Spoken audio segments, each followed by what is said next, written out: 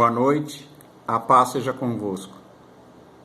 Eu gostaria de ler com vocês o Evangelho segundo Mateus, capítulo 6, do verso 6 até o 13. Diz assim: Mas tu, quando orares, entra no teu aposento e, fechando a tua porta, ora a teu pai que está em oculto, e teu pai que te vê secretamente te recompensará. E orando não useis de vãs repetições como os gentios, que pensam que por muito falarem serão ouvidos. Não vos assemelheis, pois, a eles, porque vosso Pai sabe o que vos é necessário antes de lhe o pedirdes. Portanto, vós orareis assim: Pai nosso que estais nos céus, santificado seja o vosso nome.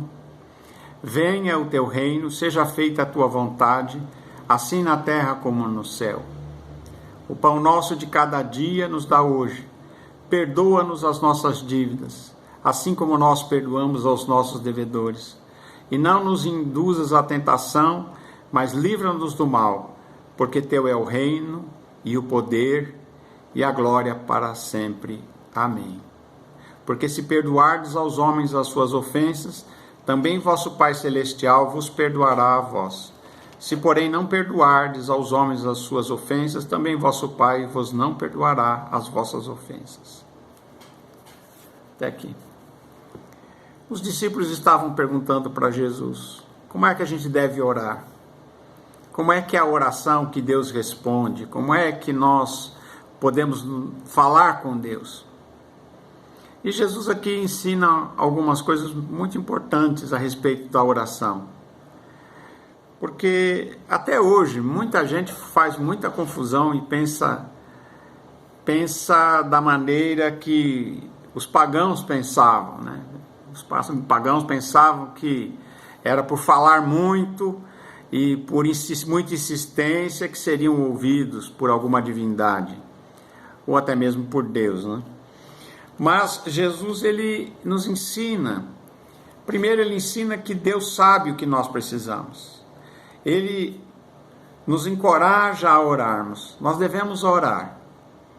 Mas temos que saber algumas coisas a respeito de Deus, a respeito daquele com quem nós estamos falando. Então, ele diz aqui: tu, quando orares, entra no teu quarto, fecha a porta e ora, e fala com Deus em oculto, em secreto. E Deus, que te vê secretamente, vai te recompensar. Quando ele fala que entra no teu quarto, não é que tem que ser no quarto, pode ser na sala, pode ser em qualquer lugar onde você possa estar a sós com Deus, você possa falar com Ele.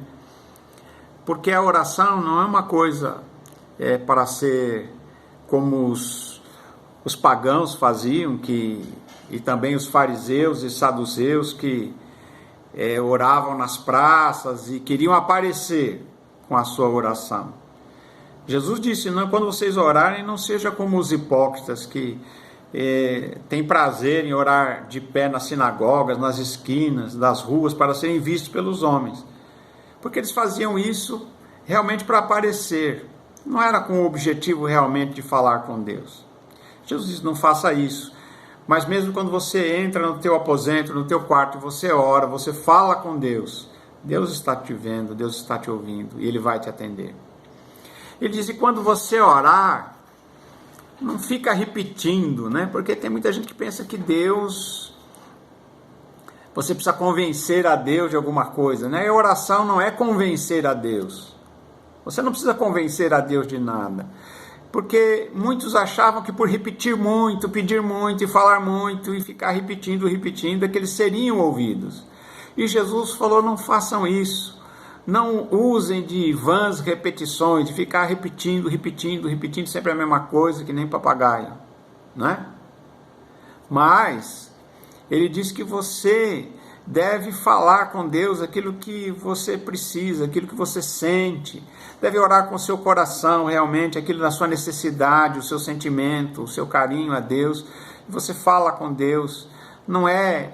A oração não é uma sequência de palavras, não é um mantra, não é? Tem muita gente que pensa que a oração é um mantra que você tem que ficar repetindo alguma coisa e que aquilo vai trazer algum resultado. Não é assim.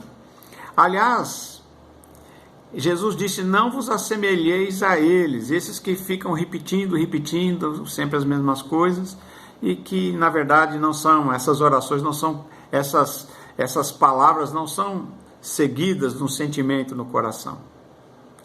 Ele disse, não vos assemelheis a eles, porque o vosso Pai, Deus, sabe, Ele sabe o que vos é necessário, Ele sabe do que você precisa, até antes de você pedir. A palavra de Deus diz que antes que a palavra me chegue à boca, Deus já sabe o que é que eu vou falar. Porque a palavra começa no nosso mais profundo do nosso ser, do nosso cérebro, da nossa alma, e aí ela chega até a boca. Mas Deus já sabe, antes de você falar, Ele já sabe.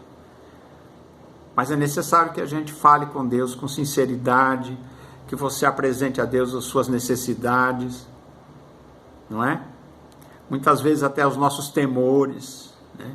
A gente às vezes fica atribulado, com medo, mas fale com Deus, conte para Ele, Ele sabe, mas fale com Ele, ore, porque Deus é um Deus atencioso, é um Deus que cuida de você, Deus cuida de nós, Ele olha por nós. E Jesus, quando começa a ensinar, Ele ensina aqui a oração que todos conhecemos, que é a oração do Pai Nosso. Primeiro, Ele começa dizendo aqui, quando orais assim. Aliás, é a única oração que Jesus ensinou, né, como um modelo, né? Ele diz, quando você orar, diga assim, Pai Nosso. Tem muita gente que pensa assim, né, que Deus é só meu. Mas Jesus quer nos mostrar que Deus, Ele é nosso. Ele é nosso Pai, mas é Pai dos outros também. E a gente não pode esquecer disso. Porque tem muita gente que acha que Deus vai nos favorecer e vai esquecer os outros. Ou vai agir em nosso favor em depreciação de outro. Não, mas Ele é o Pai nosso, Ele é o Pai de todos. Ele é o Pai nosso e o Pai dos outros também. Então, quando você for orar, lembre que Ele é o Pai nosso, é o Pai de todos, né? E Ele diz aqui, que estais no céu.